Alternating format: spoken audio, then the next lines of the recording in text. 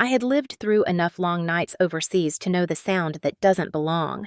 It was 2 a.m. on a chilly April morning in Fayetteville, North Carolina, when a soft metallic click pulled me out of sleep like a jolt to the chest.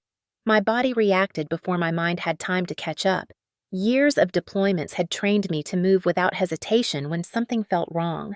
I slid my hand under the pillow where my phone and a small flashlight always waited. The house was quiet, but it wasn't the kind of quiet that felt safe. It was the kind of silence that hums right before something breaks. I eased out of bed barefoot and felt the cold wood floor press against my skin as I moved toward the hallway. The dim amber light from the night lamp in the corner cast a thin glow over the living room downstairs. My breathing slowed, controlled like I had trained it to be on dusty roads in another country years ago. The back door was ajar, just enough for the wind to slide in. That door was always locked. Always. My chest tightened, but not with panic. With the slow, steady heat that meant I was already calculating. My daughter Lily was sleeping in her room down the hallway. She was 7. She had never been able to speak since the day she witnessed something no child should see. Her silence had become both her shield and my reason to never let my guard down again. A faint creak. Someone was inside. The voice that followed was a low hiss. Ethan, my stepbrother. I hadn't heard that voice inside my house in years. It slithered up the staircase like a threat. I crept down the last steps and stopped when I saw the kitchen light slicing through the darkness. I caught a flash of a black hoodie, then a shape moved toward the living room. In the weak yellow light, I saw the outline of a gun pressed against Lily's small head. She stood frozen in her pajamas, her hair messy from sleep, her wide brown eyes locked on me. My stomach turned cold, but my mind clicked into that clean, quiet mode it always had in combat. My hands didn't shake. My breathing barely moved my chest.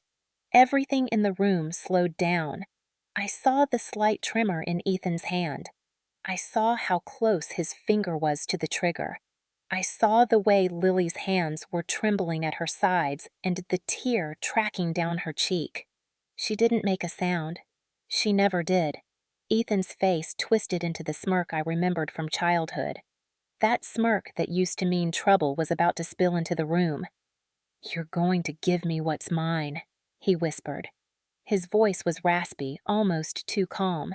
"You owe me Morgan. You always have." I didn't move. I didn't blink. I let my training wrap around me like a second skin. I shifted my weight slowly, memorizing the angle between his wrist and the barrel. I didn't need to be faster than a bullet. I just needed him to believe I was scared enough to freeze. He stepped closer to Lily, pressing the muzzle harder against her hair. "Sign the papers," he said.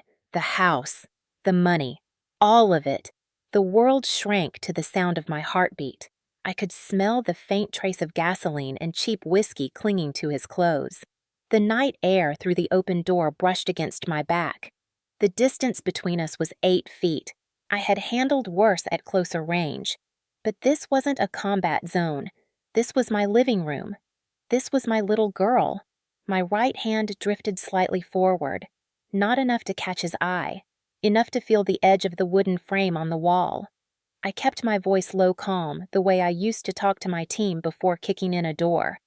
"Ethan," I said, "you don't want to do this." His laugh was dry bitter. "I've been waiting years to do this." I could feel Lily's eyes on me. She wasn't crying now. She was waiting. My girl, silent but strong. The world had already taken too much from her. I wasn't going to let it take more. My pulse steadied. One breath in, one breath out.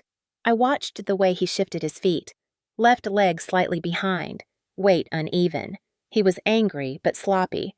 I could work with sloppy. I met Lily's eyes and gave the smallest nod. She blinked once. She understood.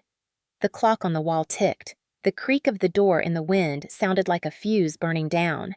This wasn't a question of courage. This was survival. This was the moment every night of training, every dusty checkpoint, every patrol had built me for. If you were in my shoes at 2 a.m. with a gun against your child's head and a man from your past whispering threats into the darkness, what would you have done? I grew up in Wilmington, North Carolina, in a house where the walls carried more silence than laughter. My father was a proud man, quiet but strict, and when my mother passed away, he remarried quickly. That's when Ethan Kane entered my life. He was 6 when I first met him, the son of my father's new wife. A boy with pale blue eyes and a stare that always felt like it was searching for something to control. At first, it was just petty things. He would push toys out of my hands, break my things, accuse me of doing what he had done. Adults called it rivalry. I called it a warning. Ethan didn't just want attention. He wanted power. He grew meaner with age. By the time we were in middle school, he had already learned how to use words like a blade. I remember the way he'd smile when he got away with something the way my father brushed it off because Ethan was the youngest. I learned to survive by staying silent, by keeping my head down, and by building walls no one could see. When I was 17, I made a decision that felt like breathing for the first time. I enlisted. I left Wilmington 2 weeks after graduation and never looked back. The military was hard, but hard was better than living under a roof where every day felt like waiting for someone to light a fuse. Boot camp gave me a structure, a rhythm, and for the first time I understood what it meant to belong somewhere that didn't feed on fear. I spent 6 years serving deployed twice and learned to hold a weapon with steady hands. I still remember one night outside Baghdad when a roadside checkpoint turned bad. I stared down a shaking kid holding an old rifle at my convoy. For 7 seconds, the world went silent, and I realized fear didn't have to own me. That moment taught me what control really meant. Not over others, but over myself.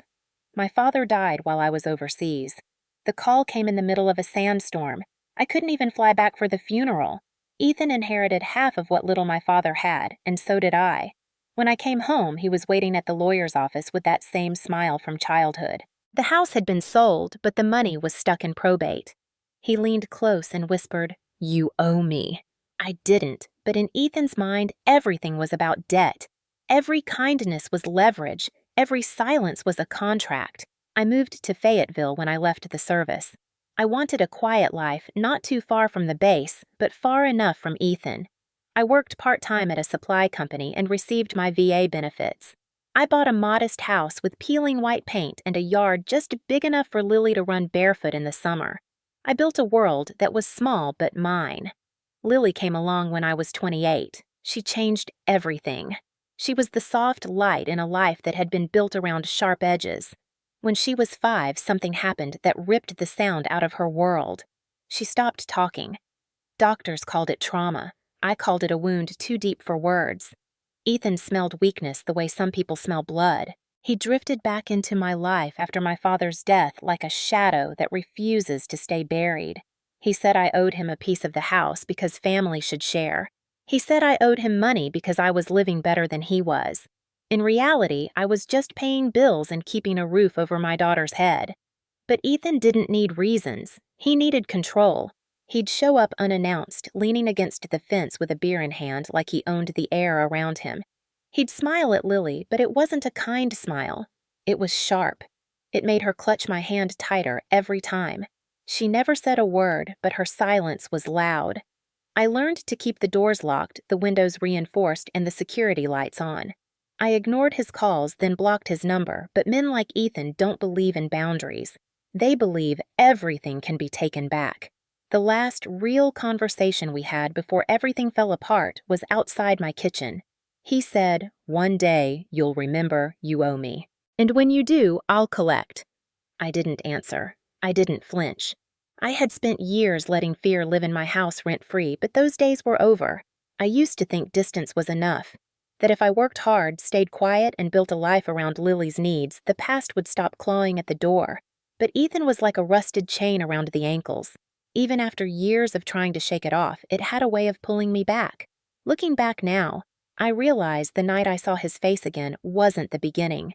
It was the end of a story that had been building since childhood. A story about control, about fear, about a girl who learned to fight wars outside her home so she could forget the one inside it. What I didn't know then was that he wasn't just coming back to haunt me. He was coming back to take everything he thought was his. He didn't understand that the woman who left Wilmington at 17 wasn't the same one who came back. I had learned to stand my ground. I had learned how to hold a line, and he was about to find out what that meant. 3 weeks before that night at 0200 hours, I saw Ethan again for the first time in nearly a year. It was a Saturday afternoon, the kind that usually smelled like cut grass and felt calm. I was working on the small garden by the porch when I heard the sound of his truck.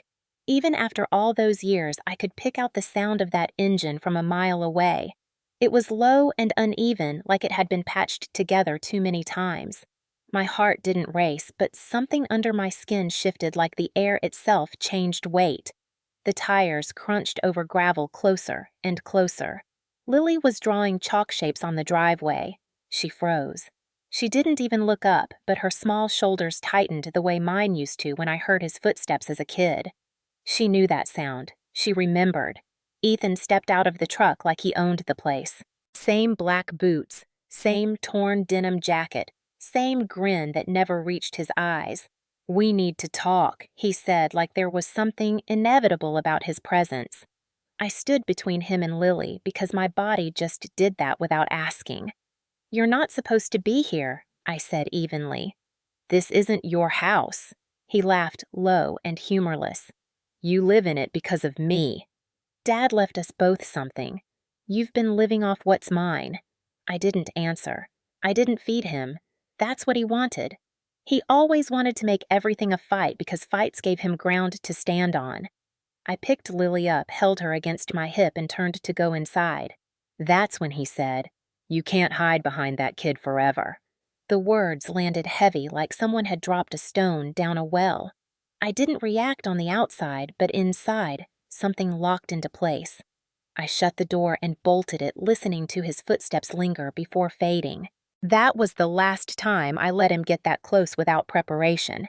I blocked his number, deleted every trace of him from my phone, and told myself I was done letting him walk in like a storm I couldn't control. But I knew Ethan better than he thought. He was like a shadow that always found cracks in the doorframe. Lily started changing first. She became skittish in a way that was both quiet and loud at the same time. She'd pause at the sound of a truck passing by, not just his, but any. Her eyes would dart to the window. She'd stop eating mid-bite. She'd clutch my sleeve when we walked from the car to the porch at night. She couldn't speak, but her fear didn't need words. I recognized it. I'd worn that same look as a girl, the one that said danger lived close and never really left. I told myself I was imagining things, but soldiers learn early that instincts are rarely wrong. I started noticing small things. A cigarette butt near the fence that wasn't mine. The gate latch turned the wrong way one morning. The motion light on the west side of the house flicking on and off when no one should have been there. Once you've patrolled streets where every corner could hold an ambush, you don't just forget how to read your surroundings. At night, after Lily went to bed, I would sit in the living room with the lights off listening. The house that had always felt like my safe place started to hum with the wrong kind of quiet. It was the same silence I'd felt overseas before something bad happened. That silence had a weight to it, a way of pressing against your skin until every creak in the floorboard made your spine tighten. I walked the perimeter of the house every evening, checking the locks twice, making sure the windows were shut tight. I started sleeping with my boots by the bed again, something I hadn't done since deployment. I told myself it was just precaution, but part of me already knew Ethan wasn't done. Men like him don't knock once. They keep coming until they find a crack. 2 nights after he showed up, I installed new cameras along the fence line. A friend from my old unit had taught me how to set up thermal sensors during our second deployment. I never thought I'd use that kind of skill at home, but there I was wiring cameras like I was back on a base in the middle of nowhere. The blue light blinked steadily as I tested the feed. A part of me hated that I had to do it, but another part of me felt the calm I used to feel before a mission. I wasn't helpless. I never had been. I started keeping my Glock locked but close. I checked every door twice before bed. I taught Lily to tap twice on the wall between our rooms if she ever felt scared at night. She nodded. Her trust was heavy in my hands, heavier than any rifle I had ever carried. The strangest part wasn't the fear. It was the familiarity. That creeping sense of threat wasn't foreign. It was a language I'd learned young and perfected overseas. And now it was here again, not in Baghdad or Fallujah, but in my own backyard. One evening, as I walked past Lily's room, I heard her breathing fast in her sleep. I sat beside her and brushed a strand of hair from her forehead. I remembered the girl I'd been at her age, listening for footsteps in the hallway, wondering if tomorrow would feel safer. I had sworn back then that my home would never be a place where fear lived. But fear had a way of finding its way through cracks you didn't even know were there. Every night I waited for the sound that would tell me the storm had arrived. I didn't know then how close it was. I didn't know that Ethan wasn't just watching from the shadows. He was already deciding when to step through the door. And when he did, it wouldn't be with words. It would be with a gun pressed against everything I had left to protect. The house was a quiet trap when I saw him standing there with the gun pressed against Lily's head. The cold barrel dug into her hairline just above her ear, and the sight of it locked into my mind with a sharp, metallic clarity. My breathing slowed to the rhythm I had learned in the desert, one breath in, one breath out, until the hammering in my chest dulled into something clean and cold. I shifted my weight slowly onto the balls of my feet, the same way I had done before breaching doors overseas. I didn't let my face show anything. Not fear, not rage, just calculation. Ethan's jaw was tight, but his grin was wide, stretched across a face that had aged into something hard. "Pick up the pen, Morgan," he said, nodding toward the kitchen table where he had laid out folded papers. "You're going to sign it all over to me. The house, the money, everything. Then we're done." His voice was steady, like he'd been rehearsing it. Maybe he had. Lily's eyes were huge, glassy in the weak hallway light. She was barefoot in her pajamas, one sleeve twisted around her wrist. She didn't make a sound, just stared at me like she was trying to breathe through my skin. I raised my hand slightly palm open, the smallest signal I could give her. "Stay still. Trust me." She blinked once. That was enough. I took a slow step forward, keeping my hands visible. "Ethan," I said softly, the way I used to talk to panicked civilians who were about to do something irreversible. "You don't want to do this." He barked a laugh, short and bitter. "Oh, I do. I've waited years for this. You've had everything handed to you. Dad's house, his money, his love. I got nothing, so now I'm taking what's mine." He pressed the gun closer. Lily flinched. A tear slid down her cheek. Something in me hardened into steel. "You're pointing a gun at a child," I said. "She's not part of this. She's just leverage," he replied, as if saying it made it cleaner. The smell of whiskey and gun oil mixed in the air. I counted the distance. 7 feet. Too close for error, but close enough for a clean disarm if he slipped. I tilted my head, let my gaze flick just enough to his left hand, then back. His weight was uneven. He'd put most of it on his right leg. That was his first mistake. His second was believing I was afraid. I let my hand tremble slightly. Not too much. Just enough to make him believe I was giving in. I reached for the table slowly, my fingers brushing the pen. He smirked, thinking he'd already won. I had seen that same look on men halfway across the world, men who didn't know they were already losing. I moved in a single beat. My left foot slid forward, my right shoulder dropped, and my hand shot toward his wrist. I slammed the heel of my palm into the underside of his forearm, twisting it upward and away from Lily's head. The gun jerked sideways. His finger tightened on the trigger, but it was too late to realign his aim. I drove my other hand forward, striking the base of his thumb, forcing the muzzle away. Lily stumbled as I shoved her sideways, my forearm sweeping her toward the hallway. She fell onto the carpet, but she was away from the barrel now, and that was all that mattered. Ethan growled, half shock, half rage, but I didn't give him time to breathe. I stepped inside his range, used my shoulder to jam into his chest, and twisted his wrist with the torque I had practiced over and over in training yards a world away. The gun clattered against the floor, spinning once before stopping near the couch. I didn't hesitate. I planted my knee against his stomach, drove my weight down, and pinned his wrist flat to the tile. His breath rushed out in a hoarse grunt. I kicked the gun back toward me and scooped it up with my free hand, turning it smoothly, just like muscle memory demanded. The black steel was warm from his grip. For a split second, everything was silent. Just me. Him. The ticking clock. Lily breathing fast in the hallway, the barrel of the gun now pointed at his chest. His face shifted from smug to something close to panic. "You won't shoot me," he spat, trying to push himself up. He was right. I wouldn't, not unless I had to. I'd spent too many nights in places where guns decided everything. I wasn't letting my daughter's living room become one of them. "Try me," I said. My voice didn't shake. I pressed the emergency call on my phone with the same precision I'd once used to call in backup overseas.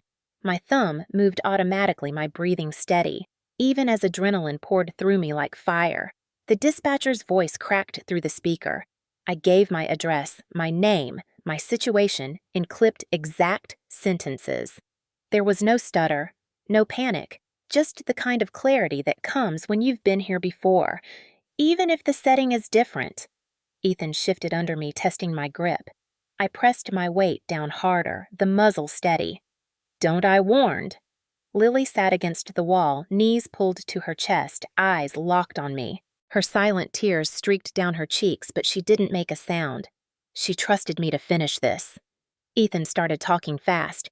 "We can work this out, you and me. We're family." "Family doesn't put a gun to a child's head," I said. The sirens in the distance started faint and then grew louder. Blue light flickered through the curtains. Ethan's breath came quick and uneven. My heartbeat stayed steady. When the pounding on the door came, I eased back, still holding the gun, still keeping his movements locked. The officers entered fast. I raised the gun, slowly, fingers spread wide, weapon pointed at the floor. I'd been on the other side of that door. I knew what they needed to see. They pulled him from under me, cuffed him while he cursed and spat, but his voice was already smaller than it had been minutes before. The house smelled like sweat and whiskey and fear. Lily crawled into my arms and buried her face in my chest. I held her tight, feeling the tremors in both our bodies. I gave my statement on the spot. Calm, clear. Every detail laid out like a mission briefing. One of the officers looked at me with a flicker of recognition. Fort Liberty was just down the road. They'd seen women like me before. As they hauled Ethan out, he twisted his head and spat out, "This isn't over." He was wrong. It already was. At least this part. I held Lily close as the red and blue lights danced against the walls, and for the first time in years, I realized that the war I thought I'd left behind wasn't in some faraway country. It was here inside my own house, and I had just fought my way through the first battle. The moment they pulled Ethan out of my house, the air felt heavier instead of lighter. Blue and red lights flickered against the porch, and the damp night air wrapped around everything like a wet blanket. Two officers pushed him toward the cruiser, his hands cuffed tightly behind his back. He twisted his head just enough to meet my eyes and grinned like he knew something I didn't. "I'll be out in no time," he hissed, his breath fogging in the cold. "You can't keep me away from what's mine." That grin was something I'd seen before in Afghanistan on the faces of men who thought they were untouchable. It was the smile of someone who believed the law couldn't hold them. My hands were still shaking, but they were steady where it counted. I kept Lily tucked against my chest, her small hands clinging to my t-shirt like a lifeline. I could feel her heartbeat hammering against me, matching my own. An officer named Daniels approached. She was young, early 30s, but there was a kind of calm competence in her eyes I recognized. "Ma'am, EMS checked your daughter. She's not injured. Shaken up but safe. We'll need a statement from you at the station," she said. I nodded. My voice felt like it was buried under layers of adrenaline and exhaustion. "I can do that." The house was still open, half lit, with the kitchen table overturned and the papers Ethan had brought scattered across the floor. One officer picked them up carefully, sliding them into a plastic evidence bag. I caught a glimpse. Property transfer documents. A fake notary stamp. It was never just about intimidation. He had come with a plan. That thought sank in slowly. He hadn't come to scare me. He'd come to take everything. When they led me to the squad car, Lily sat beside me, still silent, her head pressed against my shoulder. She hadn't spoken in 2 years, not since that day when everything inside her went quiet. But tonight, her silence felt different. It wasn't just trauma. It was a silence that understood danger intimately. A silence born of survival. The ride to the station was short. Fayetteville is not a big city, and the roads at that hour were almost empty. I watched the world blur by outside the window, the occasional streetlight flashing across Lily's pale face. She never once looked away from me. Her trust was absolute, and that weight pressed down on me harder than anything else. I had spent years protecting her from the ghost of Ethan. Now he had become flesh again, and I had no illusions this was over. At the station, they separated us briefly. A female officer took Lily to a quiet room with a blanket and warm cocoa. I hated letting her out of my sight, but I needed to get through this. Daniels guided me into a small interview room. White walls, metal table, 2 chairs, a camera mounted in the corner. I'd sat in rooms like this before, though never as the one giving the statement. I lowered myself into the chair, clasped my hands together to keep them from betraying how hard they still shook. A detective came in a few minutes later, tall, mid-40s, with the kind of face that had seen too many late nights. "Sergeant Hayes," he said, reading from the report in his hand. "I'm Detective Raines. First off, your daughter's safe. That's what matters most right now. But we need to be clear about what happened here." I nodded once. "I understand." He clicked on the recorder. The light glowed red. "Tell me everything. From the moment you heard him enter the house." I told it like a mission report. Clean, precise. I didn't embellish. I didn't break down. I laid out the timeline in exact order: the creak of the back door, the sound of his boots on the tile, the way Lily froze the papers on the table, the gun, the disarm. Every movement, every breath, every small decision. My voice steadied with each word because structure was how I survived. Raines didn't interrupt. He scribbled notes, but mostly just listened. When I finished, the silence hung for a moment. "You disarmed him yourself?" he asked. "Yes." "You've had training?" "Yes." He leaned back slightly, studying me with something that wasn't quite disbelief, but carried the weight of it. "That explains a lot. This isn't the first time we've had complaints involving Ethan Kane. He's got a history. 2 prior arrests for assault, 1 for illegal possession, and a restraining order from a woman 5 years ago. That order expired. But I'll be honest, cases like this can be tricky if it's family." "He threatened my child," I said evenly. "I know," he replied, "and we have the gun, the documents, and your statement. But he's already talking about lawyers and property rights. He's claiming you owe him part of that house." My jaw tightened. It wasn't surprising. Ethan had always believed the world owed him something. I had spent years paying the cost of his entitlement. Raines continued, "We'll charge him with aggravated assault with a deadly weapon, unlawful entry, and attempted coercion. He'll be processed tonight and arraigned tomorrow, but he's likely to make bail. You need to be ready for that possibility." There it was, the part people like Ethan count on. The system's cracks. The revolving door. He knew it. That's why he smiled outside my house. "I'll be ready," I said quietly. After they took my formal statement, they let me see Lily again. She was wrapped in a blanket, her knees tucked under her chin, staring at the cup in her hands. When she saw me, she ran and pressed herself against me like she was trying to crawl inside my skin. I held her tight, breathing in the scent of her hair, the warmth of her. She didn't speak, but she didn't need to. Daniels walked up as I held Lily. "I'm going to be honest with you, Sergeant. He's not just some drunk with a gun. There's something deeper here. Those documents he had, we ran them.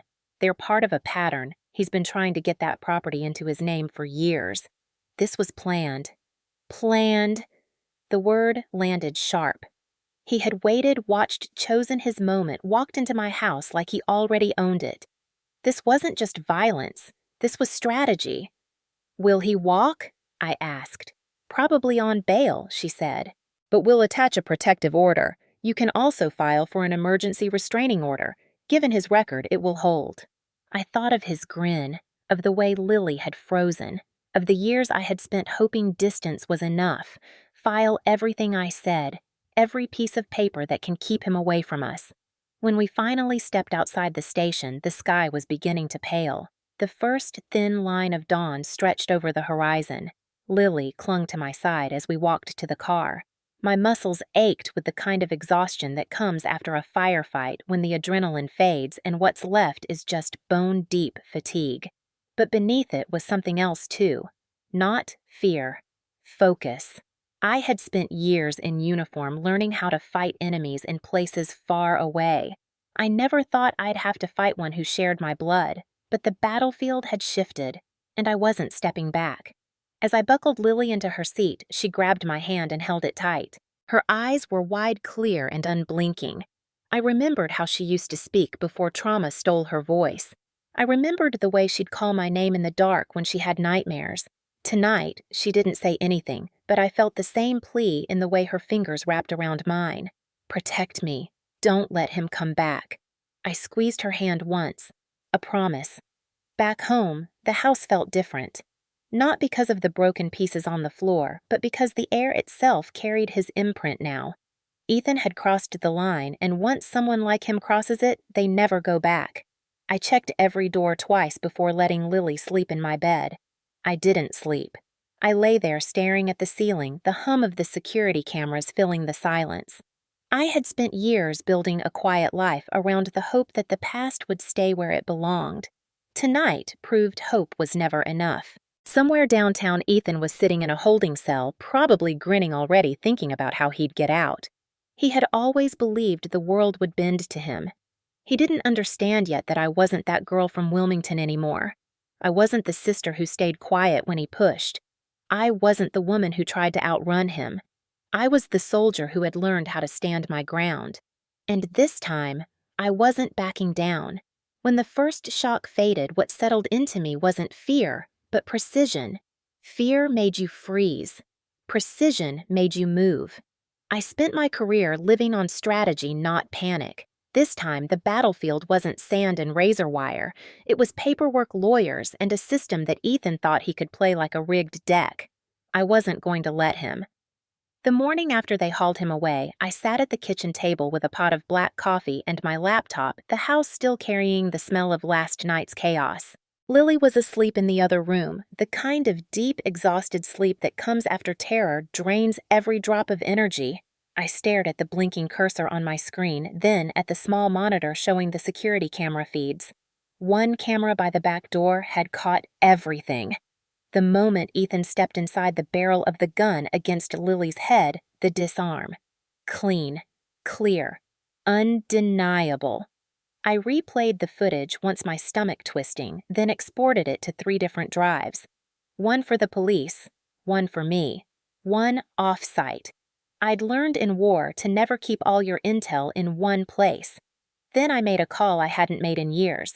Rebecca Cole had served with me in Iraq. She'd been a JAG officer back then, sharp as glass, steady as a heartbeat under fire. We hadn't talked in months, but she picked up on the second ring like no time had passed.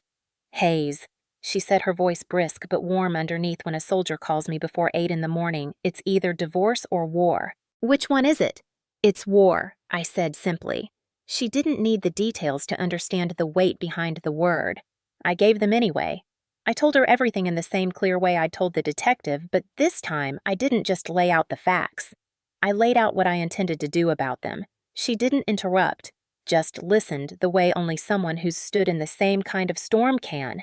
"You've got video evidence?" she asked. "Yes." "Good. He came onto your property with a firearm, threatened your child, attempted coercion, and has prior offenses. That's a legal war chest. We'll build from there." I felt something loosen in my chest for the first time in days. Rebecca wasn't family. She wasn't a cop trying to follow procedure. She was a soldier who understood what it meant to fight methodically. "I want it airtight," I said. "We'll make it airtight," she replied. By noon, she was in Fayetteville, her hair pulled back, wearing that same blazer she'd worn to hearings overseas. We spread out the evidence on the kitchen table, the security footage, Ethan's forged documents, photos from the crime scene, Lily's medical reports. Rebecca built timelines with the ease of someone who'd done it 100 times.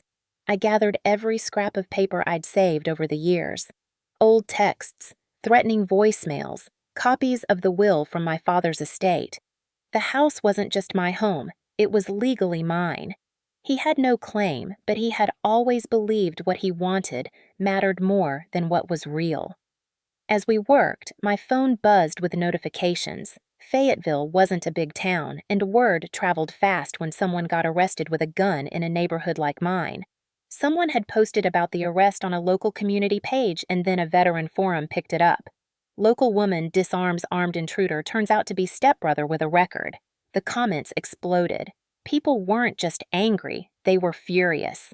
Military spouses, veterans' parents. Strangers calling Ethan a coward for pointing a gun at a child.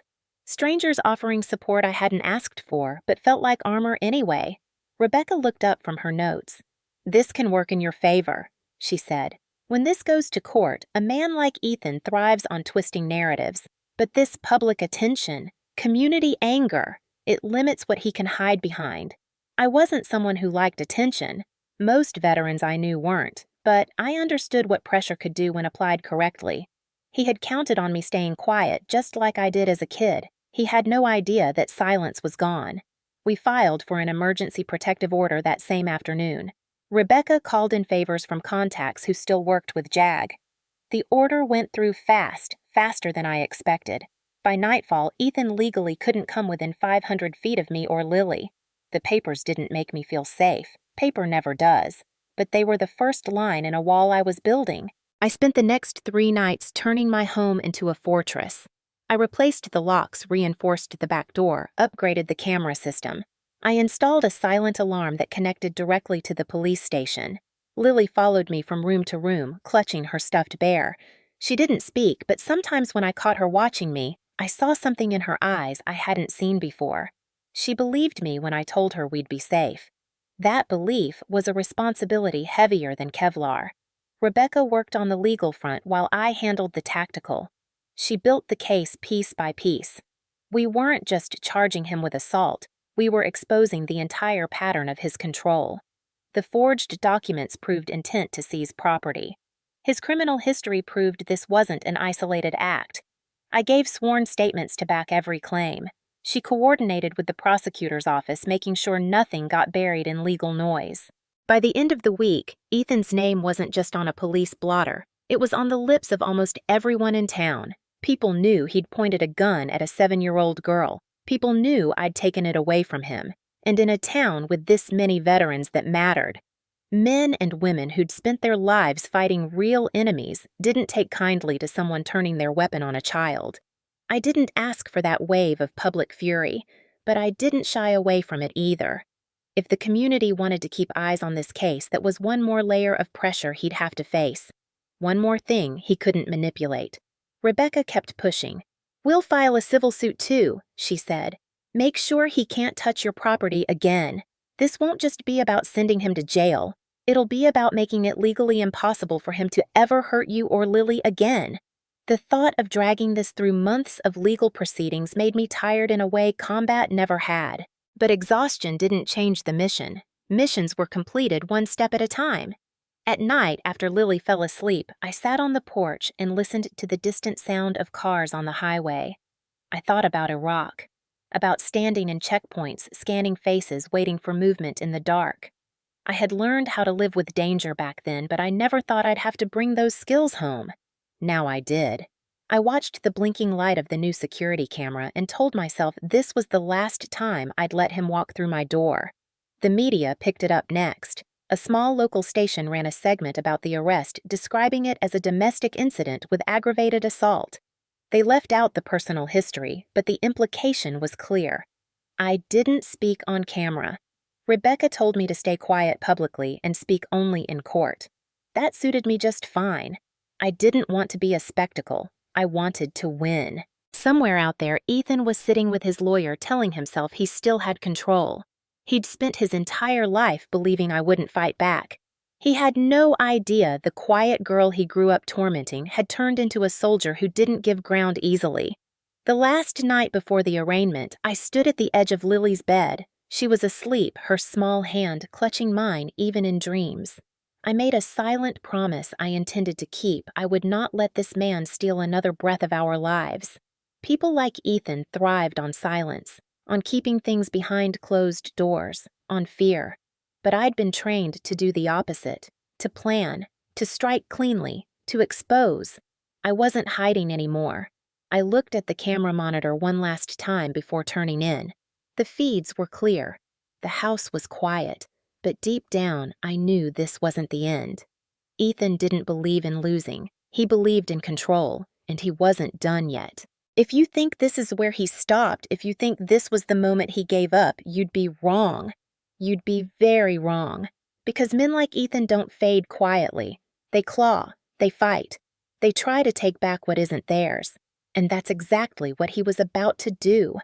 Do you believe me now when I tell you? He still wasn't done. I knew it was coming before it happened. Men like Ethan don't disappear quietly. They don't accept consequences. They wait for the system to open the door just enough, and then they slide right through. He made bail 3 days after his arrest. The call came from Detective Raines early that morning. His voice was flat businesslike, but underneath it I could hear the same frustration I felt. He posted bond last night, Raines said. He's under the protective order. He can't come near your property or your daughter, but he's out. Out! One word that stretched like a shadow across the house. I didn't let Lily see my reaction. I didn't let it reach my voice. But something inside me coiled tight again. The first letter came 2 days later. No return address, just my name written in his jagged handwriting. I stood in the kitchen holding the envelope, the paper soft and cheap like something you'd grab from a corner store. I didn't have to open it to know what it was, but I did anyway. Inside the note was short and familiar. You think you won. You didn't. That house is mine. Everything you have is mine, and I'm going to take it back. At the bottom was his signature, a sloppy scrawl like a snake cutting across the page. It wasn't just a threat. It was a declaration of war. I didn't cry. I didn't shake. I walked to the counter, grabbed my phone, and took clear photos of the letter front and back. Then I slid it into a plastic sleeve and locked it in the same fireproof box that now held every scrap of evidence tied to him. I'd learned long ago that emotions don't win battles. Documentation does. The next letter came a week later, then another. I'm coming home. You owe me everything. You can't keep her from me. The handwriting got messier, angrier. I could almost hear his voice in every word the way it had filled the halls when we were kids. It wasn't just threats about the house. It was control. The same control he had always tried to wrap around me like a chain. But this time it didn't tighten the way it used to. This time it only reminded me how much I'd outgrown it. I increased the security again. Motion lights, silent alarms, a reinforced front door.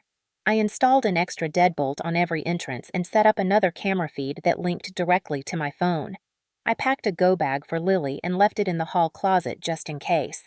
That part wasn't fear. That was training. But I also knew Lily didn't need to live inside a pressure cooker while I fought this. So I called Jamie Torres, a friend from my old unit who now worked as a nurse at the base hospital. She and her wife had 2 kids Lily's age. They'd always offered help, but pride made me refuse. This time, I didn't. I need her to stay with you for a while, I said simply. Jamie didn't ask questions. She didn't need to. Of course, she said. The night Lily left with her bag tucked under her arm, she held my hand tighter than usual. She didn't speak, but she didn't need to. Her eyes said everything. I knelt to her level, pressed my forehead against hers, and said softly, I'll keep you safe. Always. She nodded once. Watching that car disappear down the street was like tearing off a piece of my chest, but I knew it was the right call. I needed room to fight without worrying about every shadow. Ethan didn't waste time. A week after bail, Rebecca called me into her office. She had a file in her hands, her jaw tight. He's filed a claim, she said. Through his lawyer. He's contesting the house as part of the estate. He's saying you obtained it through manipulation and undue influence after your father's death. It's nonsense, but he's playing the long game. I sat down across from her, feeling the weight of every year I'd spent under his thumb. The boy who used to shove me down the stairs was now a man trying to drag me through court. But the difference this time was me. I wasn't 17 anymore. I wasn't trapped in that house with no escape. Rebecca laid out the strategy. We'll respond with the will property records and the protective order. The court's already aware of the criminal charges, and the video evidence will make it very hard for him to paint himself as the victim. But he's going to try. He's hiring a defense attorney who specializes in family estate disputes. He's looking for cracks. He's always looked for cracks, I said quietly. Then we don't give him any, she replied. I spent the next few weeks living in a strange rhythm. By day, I worked on the legal front with Rebecca, building a wall of documentation around Lily and me. By night, I ran patrols around my own property, scanning every camera feed, checking locks until my knuckles ached. It felt like deployment again, except the threat wasn't some faceless enemy across the wire. It was the boy who grew up under the same roof, the man who had spent his life believing I belonged to him in some way. Every letter he sent became more desperate, more erratic. But desperation can be dangerous. It makes men like Ethan unpredictable. I didn't sleep much, but I didn't break either. The community that had rallied behind me when the story first broke didn't disappear. Veterans I barely knew stopped by the house during the day to check in. Neighbors I'd barely spoken to before offered to keep watch. People were angry, not just at what he did, but at what he represented. A man who thought the law was a game. A man who thought a woman and a child were easy prey. Ethan's lawyer sent the first court notice 2 weeks after his release. They wanted mediation.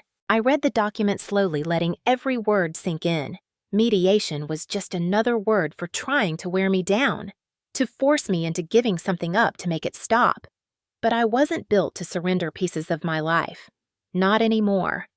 I sat alone in the living room that night, the house quiet except for the hum of the refrigerator. I stared at the letter in my hands and remembered being 17, leaving Wilmington with everything I owned in one duffel bag. I remembered how it felt to step onto that bus, the world wide open, the fear turning into fuel. That girl hadn't come back weaker. She'd come back harder. I picked up my phone and called Rebecca. "We're not mediating," I said.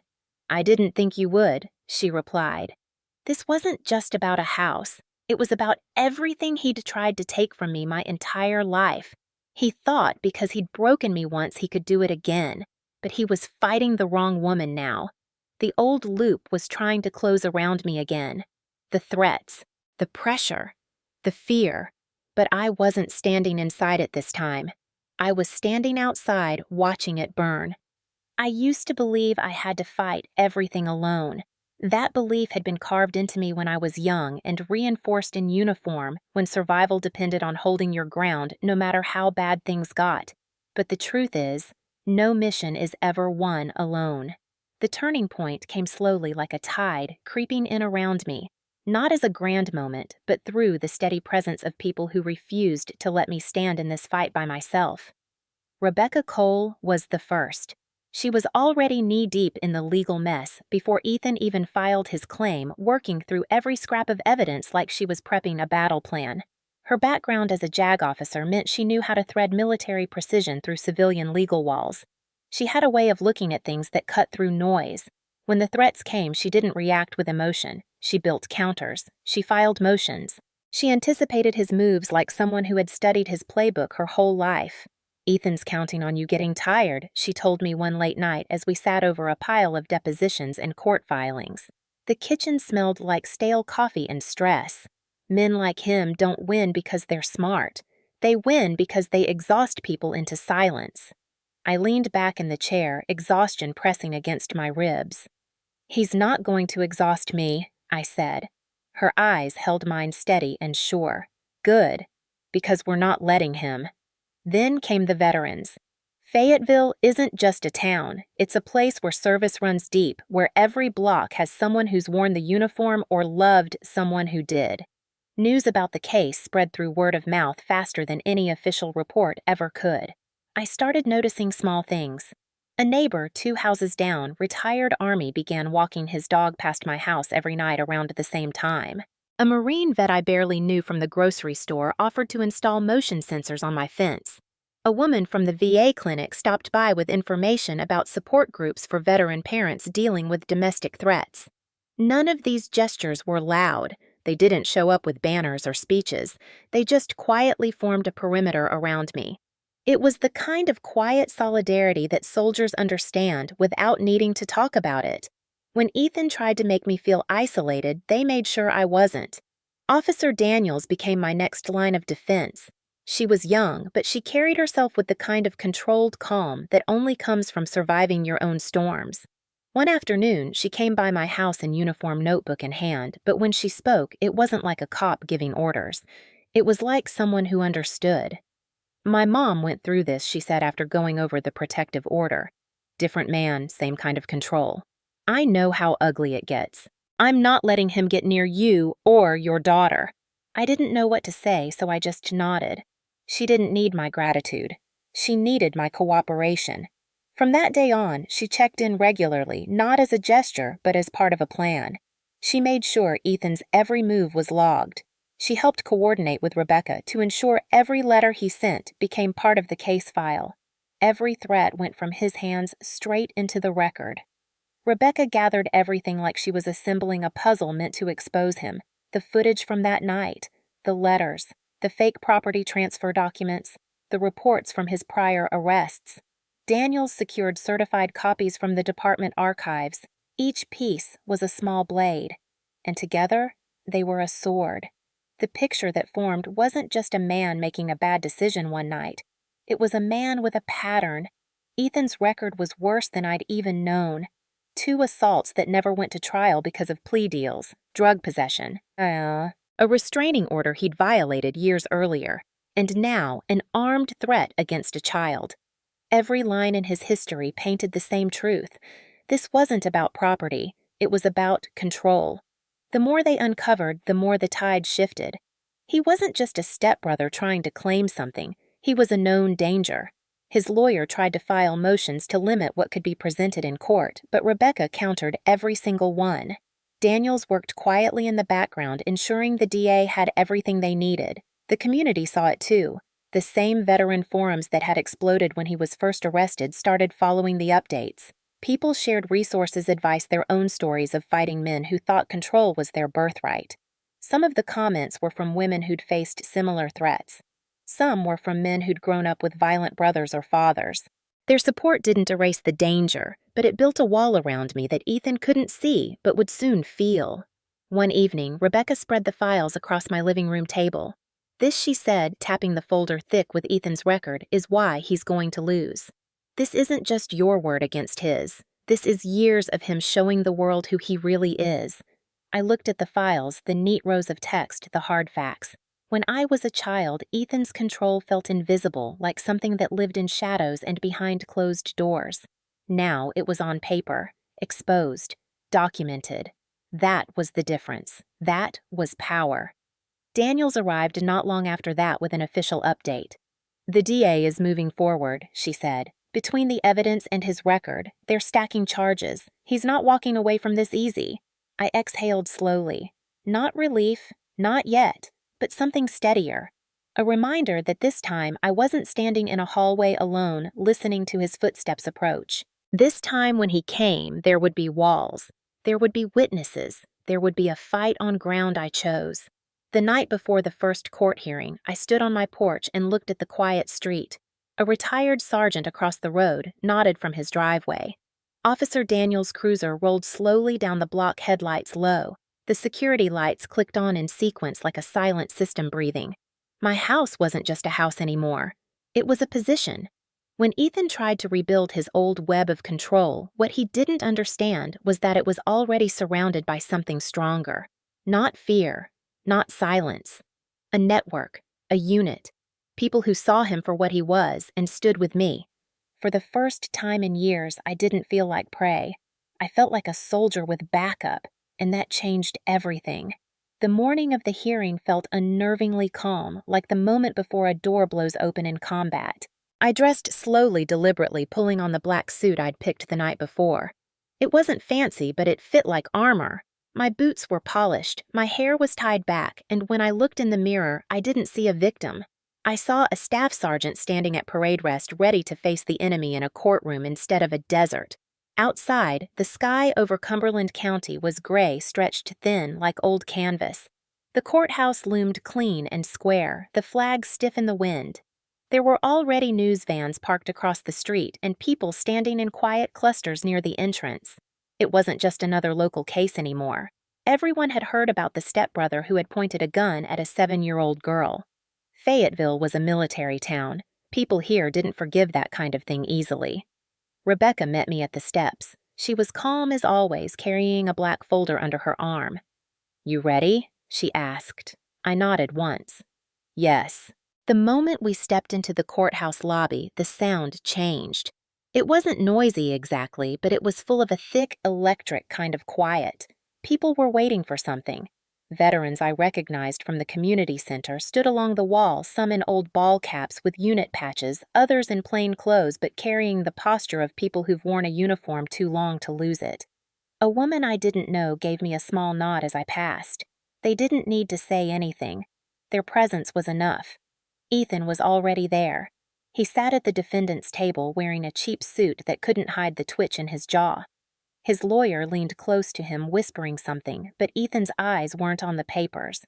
They were on me. The same stare from childhood, full of entitlement and venom, but it didn't land the way it used to. I held his gaze for one long second, then walked past him without blinking. That was enough.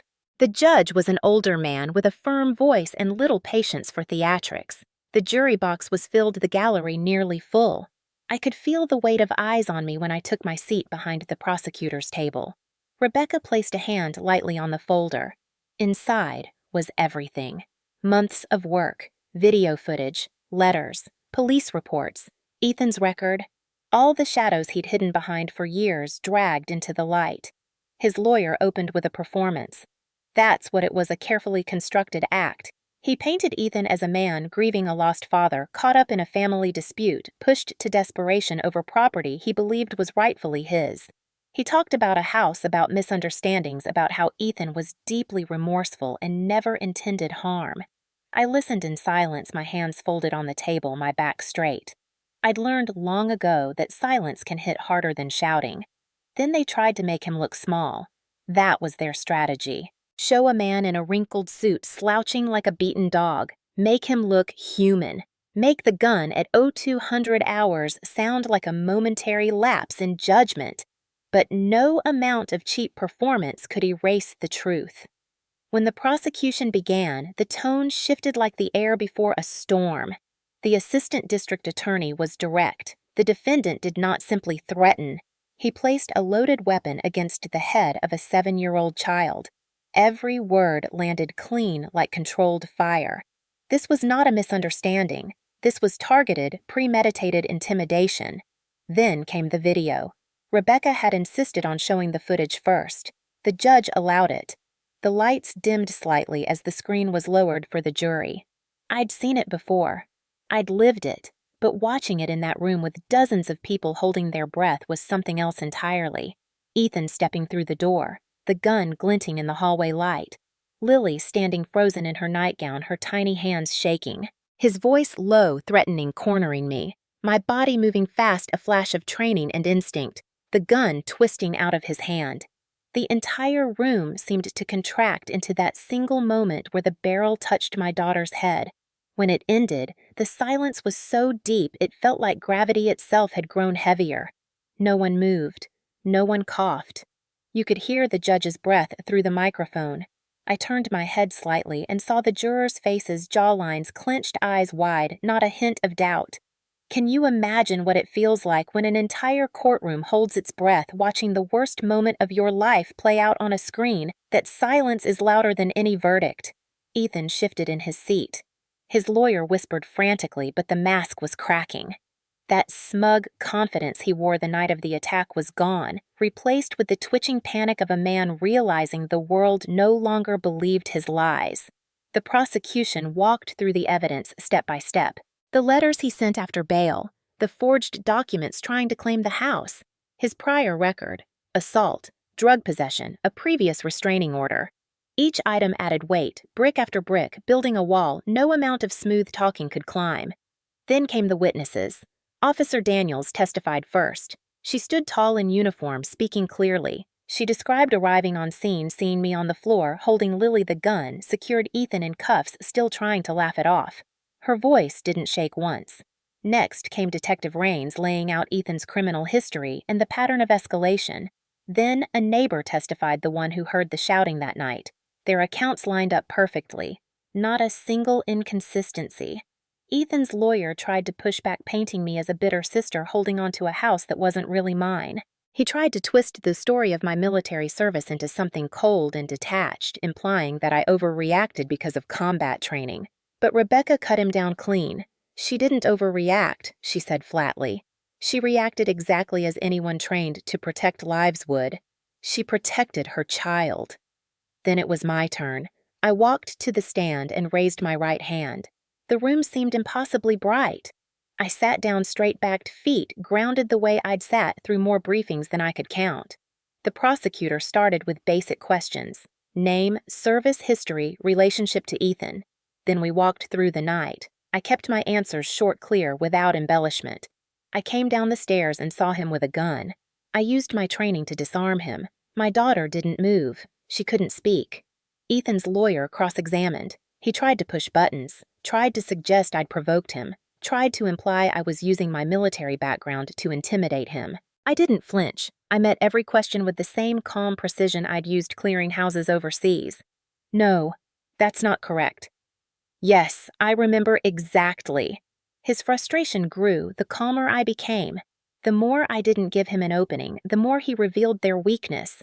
Then it happened, the moment that broke him. He couldn't sit still anymore. As his lawyer tried to reframe his image, Ethan suddenly slammed his hand against the table. The sound cracked through the courtroom like a gunshot.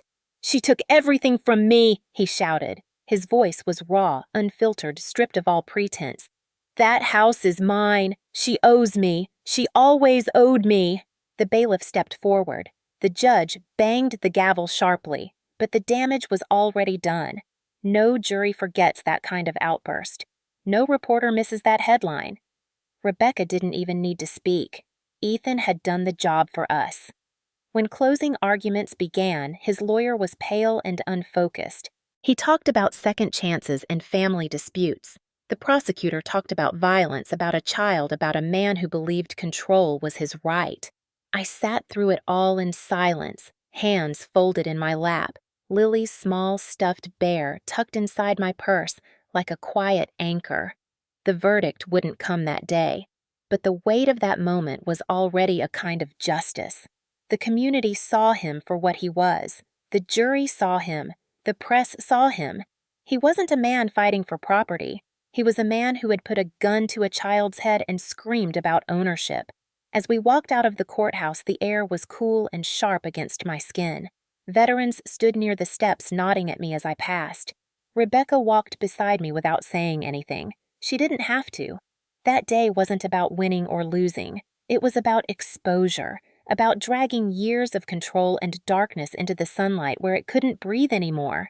And if you can imagine that moment when the entire courtroom held its breath, watching the truth with their own eyes, you'll understand why that silence felt like the loudest victory I'd ever known. The verdict came down hard and clear. The judge's voice was steady when he pronounced the sentence.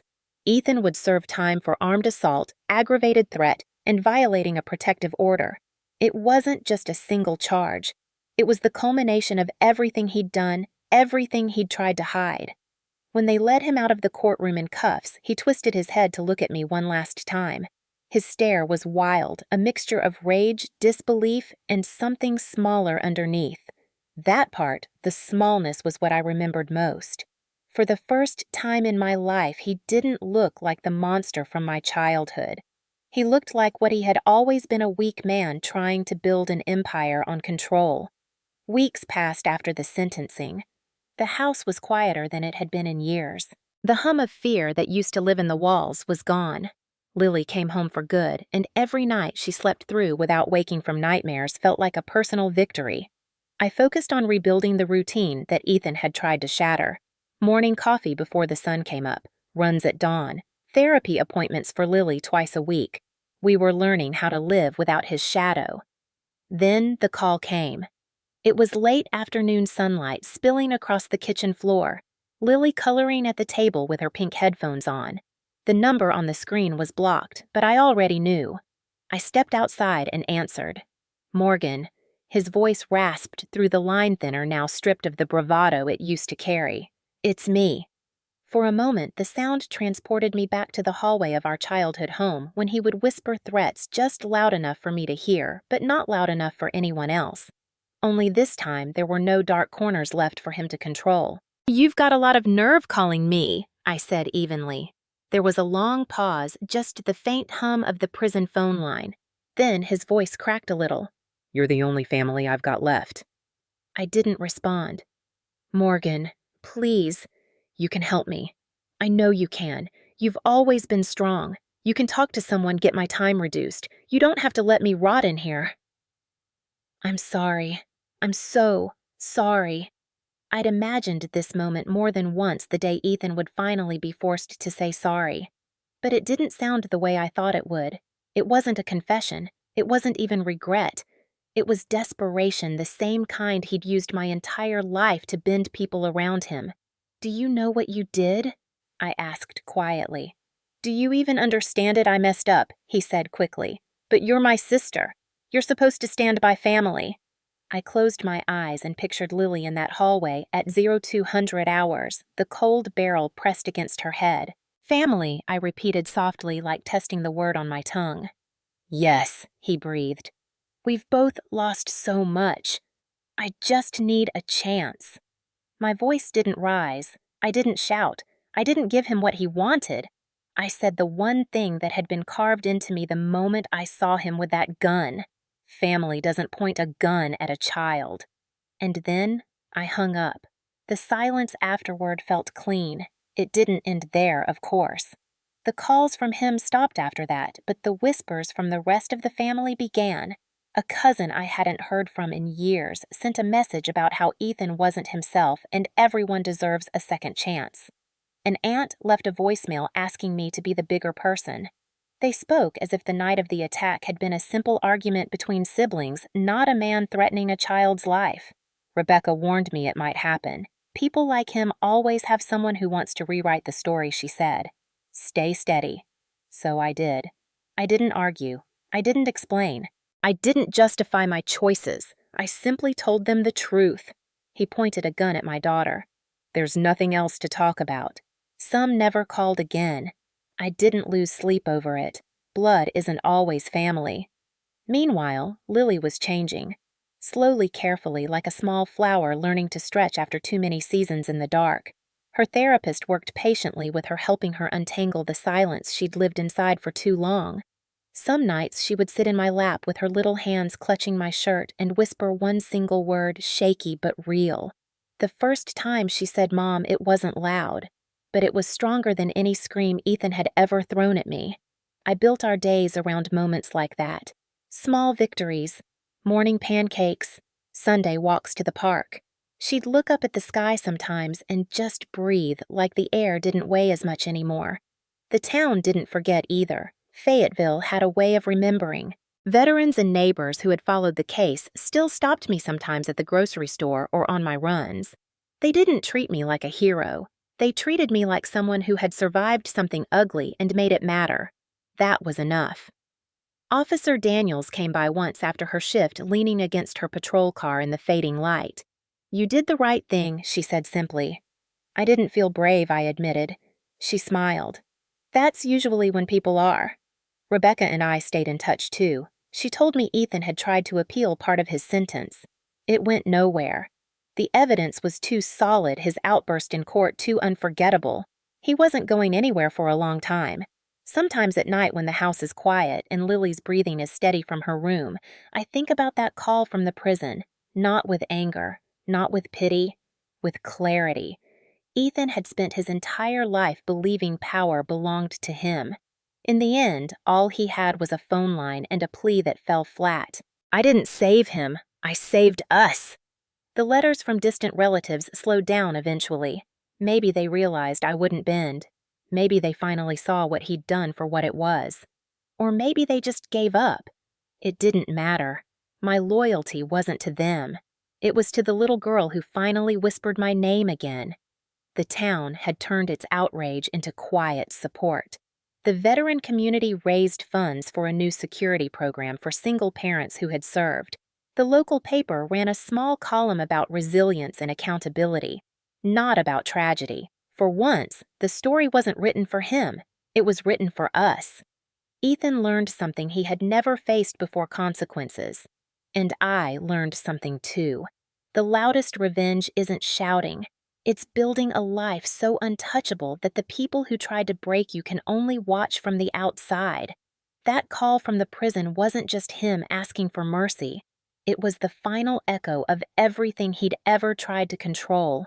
And just like the others, it faded into silence. By the time summer settled into North Carolina, Lily's voice had grown steadier. She didn't talk much, but when she did, she chose her moments. One evening, she stood in the doorway with a pink sweater hanging off her shoulders and whispered, "I love you, Mom." Just like that. I bent down, wrapped her in my arms, and knew it wasn't just a victory. It was the start of something new. The world Ethan tried to own was gone. The one we built was ours alone. The sentence was final. 12 years. That was how long Ethan would spend behind concrete and steel, with no back doors to slip through, no one left to manipulate, no control to hold over anyone else. 12 years for pointing a gun at a little girl and trying to steal a life he never earned. It didn't erase what he'd done, but it was the clean break that I had spent most of my life never believing I'd get. When I stepped out of the courthouse that day, the sun hit my face in a way that felt different. Not warmer exactly, just real, solid. I stood still on the steps for a long moment, letting that light wash over me, letting my lungs fill fully for the first time in months. The house was officially mine. There were no more forged papers, no more legal games, no more sleepless nights waiting for him to show up. The deed had my name on it, and the court's judgment sealed it. What he tried to use as a weapon against me had become the symbol of what he lost. When I walked through that front door after the verdict, the creak in the hallway sounded less like fear and more like ownership. My boots echoed differently on the hardwood floors. Every corner that used to carry his shadow now belonged only to me and Lily. Life didn't turn perfect overnight. It doesn't work that way. But it turned real again. And real was enough. I went back to work at the Veterans Support Center, the one I'd joined part-time after leaving the service. It wasn't glamorous work. It was paperwork-long talks over burnt coffee, helping other vets navigate the civilian maze. But it mattered. It was the kind of work that built something. And after everything that happened, I needed to build. I threw myself into projects, into helping other women who had come home from deployment and were still trying to find footing in their own lives. Some of them had been through worse than me. Some had stories they didn't know how to tell. I recognized the look in their eyes, the one that says you've fought a war both outside and inside. That's how the community program started. It began as a late-night conversation with Rebecca and Jamie at my kitchen table papers spread out between us, coffee cooling in forgotten mugs. We talked about how many of us were raising kids alone, how many of us had pasts that followed us home, how many had learned to be soldiers in combat and survivors at home. "What if we build something ourselves?" Jamie said. "Not just another hotline, a system, a network. So no one has to do this alone." 2 months later, with the help of the Veteran Network and Officer Daniels, we launched a neighborhood safety initiative specifically for single veteran mothers. It wasn't about pity, it was about strength in numbers. We installed security systems at discounted rates, organized regular safety checks, offered legal resource connections, and made sure no one had to face their personal storm in silence. It started small, just a handful of women, but it grew fast. Word travels quickly among those who've spent years pretending they're fine. Lily became the quiet center of my world again. Therapy continued steady and patient. She didn't speak much at first. Sometimes she just traced shapes in the air with her fingers, while the therapist gently asked questions. I didn't push her. I just sat in the chair across the room, watching her little shoulders relax a little more each week. The first full sentence came one evening at home, months after the trial. I was washing dishes, the radio playing low, and Lily padded into the kitchen in her socks. She tugged gently on my sleeve, her eyes bright and steady. "I'm not scared anymore," she whispered. I froze, dish halfway rinsed water running over my hand. I knelt down slowly, meeting her at eye level. "You're not scared?" I asked softly. She shook her head, a tiny smile on her face. That was it. No fanfare, no speech, just 5 small words that hit harder than any verdict. She started talking more after that, slowly, carefully, like someone rediscovering a part of themselves they thought was gone forever. She laughed again, too. Real laughter. It filled the house in a way that sound never had when Ethan's shadow still lingered. Every morning became a ritual. Coffee for me, cereal for her, sunlight spilling across the kitchen table. She'd sit with her crayons and I'd review the day's schedule the way I used to do before deployments. Routine wasn't just survival anymore. It was healing. Rebecca stayed in touch, though she'd officially closed the case. She'd call sometimes on her way to court or stop by to drink coffee on the porch, joking that she liked the quiet of my street.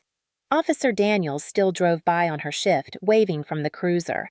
Jamie and her kids visited often, and Lily finally started playing without flinching at every sudden sound. Ethan wrote me once from prison. One letter. I didn't open it. I handed it straight to Rebecca, who added it to the case file. It wasn't part of my story anymore. He wasn't part of it anymore. The house changed with us. I repainted the hallway where the worst night of my life had unfolded. Lily helped with a tiny roller brush, smearing more paint on herself than the wall, but I didn't care. We planted a small tree in the front yard that spring, something that grows no matter what I told her. She named it Hope. Spring turned to summer and summer into fall. I watched my daughter run through the yard with leaves stuck in her hair, her laughter rising into the warm evening air. Every sound of it was proof that the darkness didn't win. I never forgot what happened. I never pretended it didn't change us, but it didn't define us either. I learned to breathe in the silence without flinching. I learned to sleep without keeping a weapon beside the bed. I learned that building something solid with your own hands is the quietest kind of victory there is. When I think about that night now, the barrel against her head, the fear that froze time, it doesn't swallow me the way it used to. It reminds me of what we survived. It reminds me of the strength I didn't even know I had until I needed it. And more than anything, it reminds me of the voice that rose again in the little girl who refused to stay silent. Lily is 8 now. She talks more every day. She sings sometimes when she thinks I'm not listening. She tells me stories about her future. One night, sitting on the porch under a wide Carolina sky, she said, "We're safe now." And she was right. This house isn't a battlefield anymore. It's a home. A place built not on fear, but on everything we fought to protect. And if you've ever been where I was, if you've ever had someone try to control your breath, your safety, your life, then hear this. You are not alone. You were never alone. That's the truth.